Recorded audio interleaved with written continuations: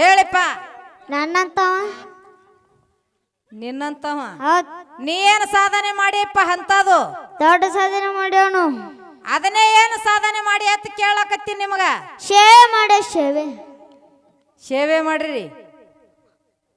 ಹೌದ್ ಏನೇನು ಮಾಡಿರಿಪ್ಪ ಸೇವೆ?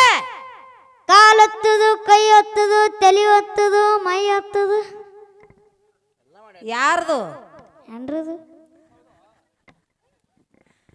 ಕಾಲು ಒತ್ತದು, ಕೈ ಒತ್ತದು, ಮೈ ಒತ್ತದು, ತಲೆ ಒತ್ತದು. ಹೌದ್ ಯಾರ್ದಪ್ಪ?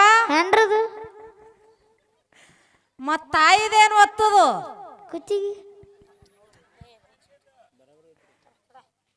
ಹಡ್ದಿದ್ಕೂ ಸ್ವಾರ್ಥ ಕಾಯ್ತಪ್ಪ.